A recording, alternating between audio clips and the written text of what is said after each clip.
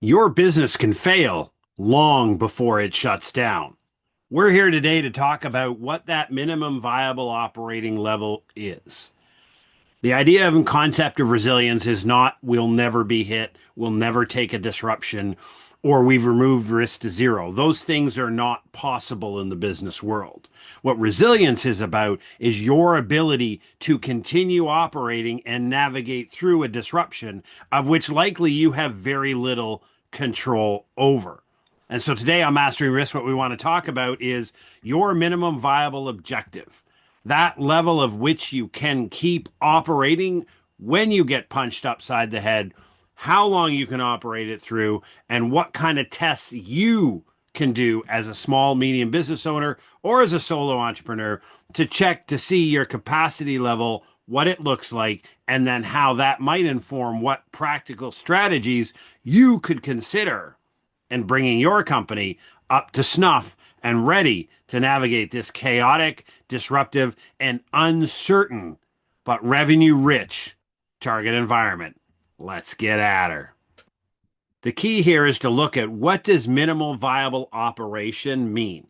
It means we've talked about single points of failure, which are key. If you have key person dependency, yesterday's video, and you lose that person and you don't have any redundancy, well, then you're coming crashing to a halt. And the whole objective of building resilience within your company is to stop the arrest, the absolute cessation of work. It's to say, hey, we're building redundancy and we understand that Maserati salesperson is not replaced by somebody who can close at the same 50% rate they did. They may close at 20%, but that's a reduced capacity, but it is still a forward motion.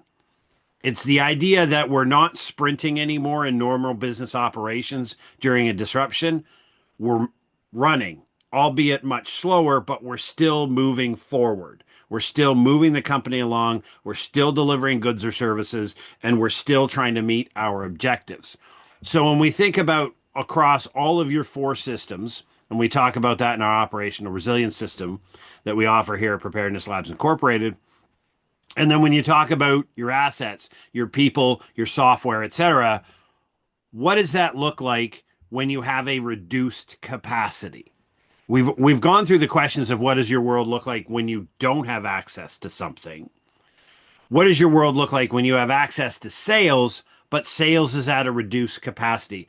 Prime example is you have an employee, a key employee, very good, but at some point they may have to go on to part-time work because they're ill, they're not feeling well, they have family commitments, something where your key asset that you've identified as very important is now only going to be partially available to you. And so when we think about it, we want to look at a scale of 75, 50, and 25%. The general assumption for your minimum viable um, operation objective here is to think about what do I need at a minimum for my company to deliver the good and service that it does, whatever your operation is, at a 75% level, at a 50% level, at a 25% level. Now, initially, this is going to be very subjective, and it is, and it should be because your business is different than mine and is different than your colleagues and peers, and how you set it up, how you run the operations. Again, the key to mapping and laying out the process flows that we talk about in the operational resilience system. But when you look at it, think about okay, take your target. What is your daily target for production?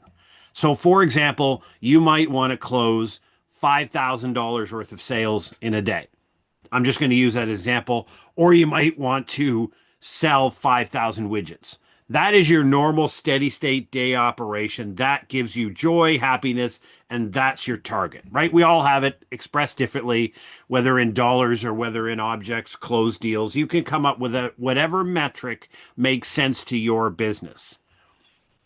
Now look at 50%, 75, 25%, and then just look through your systems. If I only close $2,500 worth of sales at 50%, What's the minimum number of people, the minimum number of software, the minimum number of physical goods that I need to do that? What this gets you thinking is conceptually understanding that as pieces might not become available to you because of the disruption. And again, we're cause agnostic here at Preparedness Labs Incorporated. We could care less why the issue is happening. It's that you no longer have access or reduced access to some of your key assets that produce that $5,000 of close rate or the 5,000 widgets. And so we're looking at getting you to think, what does it look like? How do I get 50% of sales done? What would I need as a minimum to have that? And again, we're not talking about we're doing this efficiently and effectively. We're talking about minimum standard. And to give you a bit of reference, in formal business continuity language, in accordance with ISO 22301, there's something called the minimum acceptable level of product or services, or the minimum business continuity objective. And this is the level you must maintain. This is the level of goods and services that a company must maintain and be able to deliver to their customers to remain viable. Another concept within the formal business continuity world is called the MTPD, which is the maximum time you can tolerate disruption before the impacts become unacceptable. So, in other words, I can be down for 20 hours, 48 hours, 72 hours, 5 minutes, 10 minutes, some type of time frame where you could get punched upside the head, go offline, and get yourself back up. What is that maximum time by which you must absolutely unequivocally have your operations moving forward and back up? The RTO, which is the target time frame for resuming an activity called the return to operations. And the concept behind that is, what are we looking for to resuming an activity or service? We would like it to be up when. And then we have the minimum viable operating capacity. What we talk about here at Preparedness Labs Incorporated, if you're familiar with what we do and on this channel, is we take a lot of the complex ISO based formal framework structures that are very applicable, that's really bad English, but very applicable to government, to organizations that have 50 plus employees or running $5 to $10 million top lines. But a lot of, we know in the United States of America, some 93% of companies have a top line of less than seven figures. So only 7% of companies operating in the United States of America make more than $1 million top line. Below $1 million top line, it's difficult, and the lower number of employees, to effectively integrate a full business continuity management system into your company with all of these detailed reporting, all of these activities, the business impact analysis, and everything else. It's not that I don't believe in it, and it's not that I don't think it's a formal value to a corporation. I think with companies making six figures or less, a formal business continuity management system is a resilience operation system, because it takes the essence of all of the pieces of these formal frameworks and translate it into something that is not only understandable at the solo entrepreneurial level, but is also employable. So that it is of zero value for me to present you this really complex framework with a lot of detailed intricacies to it that is team based and team response based when you have three people working remotely from different parts of the country in your business, right? It's illogical and it's unhelpful. So what we've done here at Preparedness Labs Incorporated is simplify that, which is why we talk about the minimum viable operating capacity, which is our concept to you about what you must be at, what you must be able to produce in your company before it starts to cause a problem. And when I mean about cause a problem, we can think about it through two frames. The first frame is revenue. We have an overhead revenue per unit. There's a lot of different metrics in business. One of the simplest ones that owners need to understand is, what is my MVI? And this was out of a book called The Company of One by Paul Jarvis. It's called the minimum viable income. And all it simply means, in a very basic, is how much money do I have to make at a minimum to make this make sense? Otherwise, it's pointless trying to make the company run. If I'm not making $50,000 a year top line. I don't cover overhead. I lose money. What's the point? Something along that lines with regards to the production of your goods and service, right? So if you produce 5,000 widgets a day, but your reduction takes you down to 500 widgets a day, a 90% reduction, your overhead is likely going to eat into your cash flow. And most of us in business don't have this massive bank account full of free disposable income to burn up in cash flow. Now, in a short disruption, yeah, probably we can even access a short line of credit. I've talked about it in earlier videos where it's exceptionally valuable for you as a small business owner and a solo entrepreneur if you don't have cash reserves to secure 1, 2, 3 months of minimum operating expenses on a line of credit. You don't actually charge the line of credit until a disruption happens, but you know that if something takes my 5,000 widget a day and knocks it down to 500 widgets a day, that I have the ability to, at least in the very short term, access the necessary cash flow to keep the overhead running. That is one way to look at it. The other way to look at it is responsibilities to the external. That's your employees. That is a lot of other thing, supplier to contractors. If you're in middle management, for example, the widgets you produce are a part of a bigger system that somebody else does.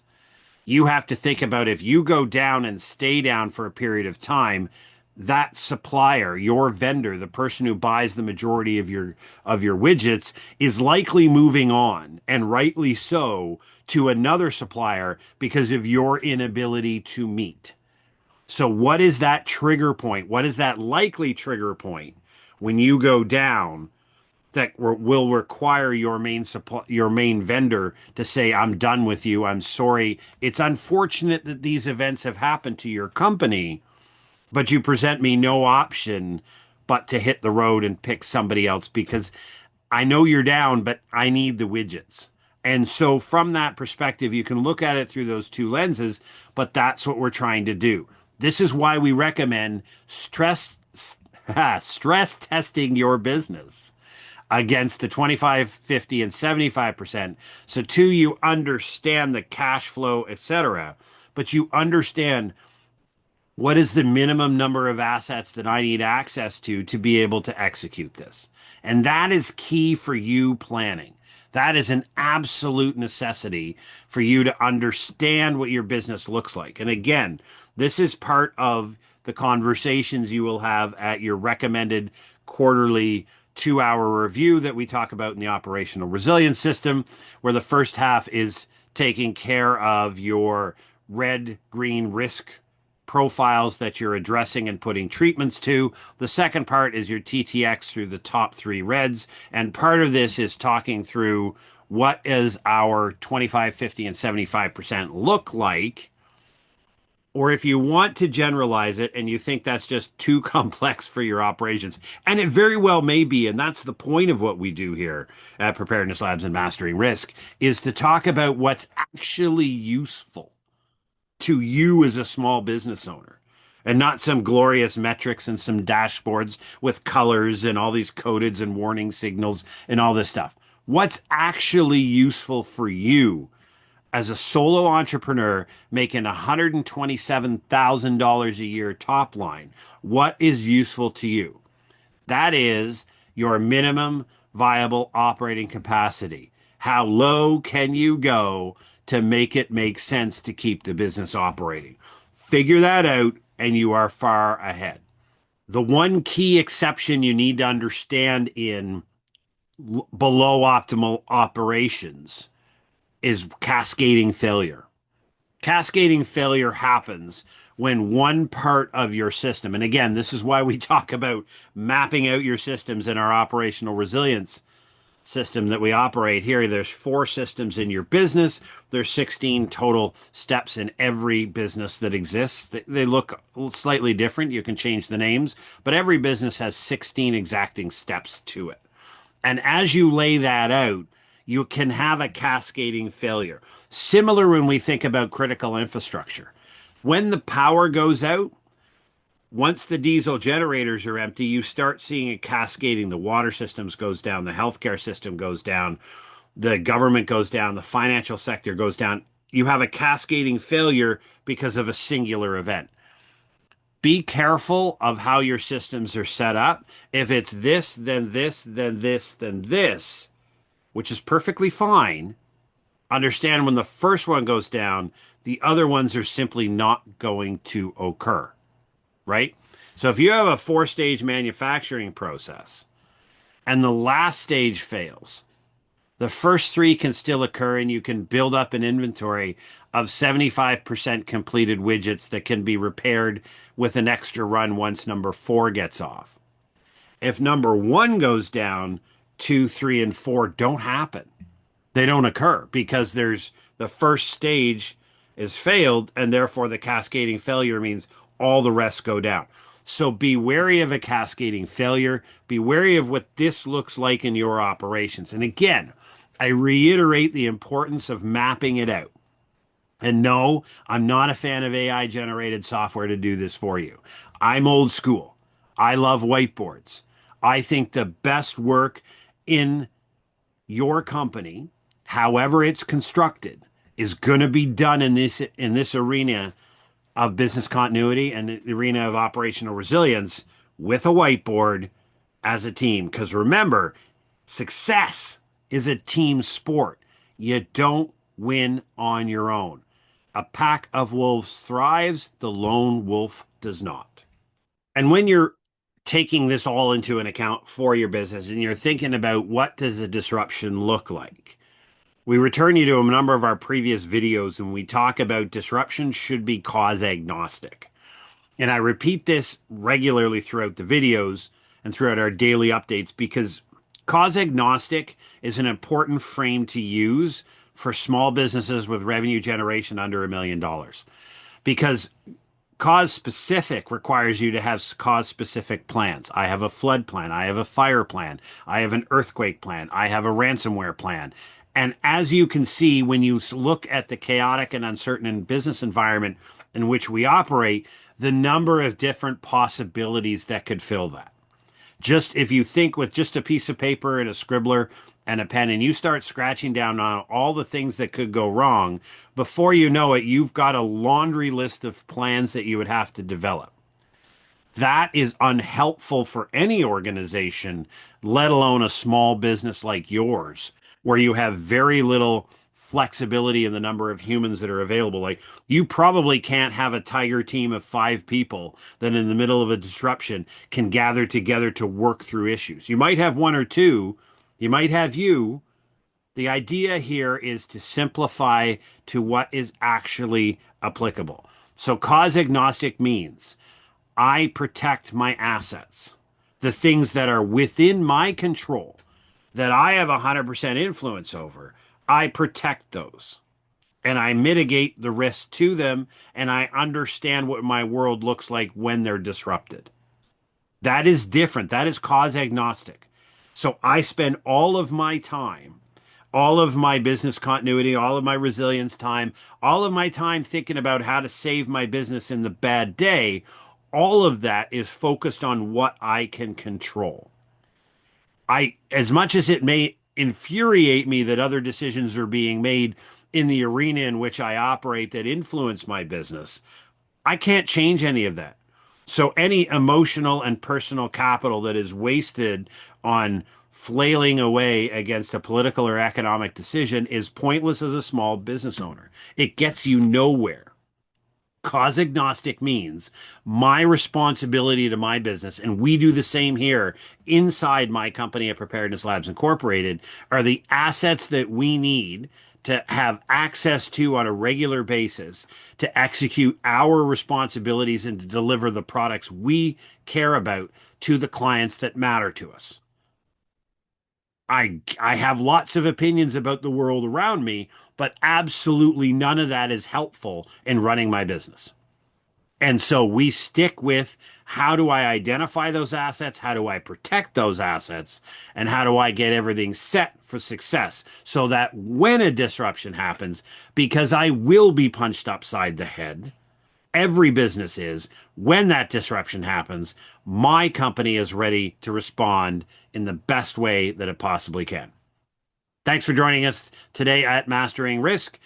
Down in our show notes is the link to go over to our website as well as to our free download that we have available to you. A 4-step blueprint talks about how to start that operational journey for you in operational resilience within your company.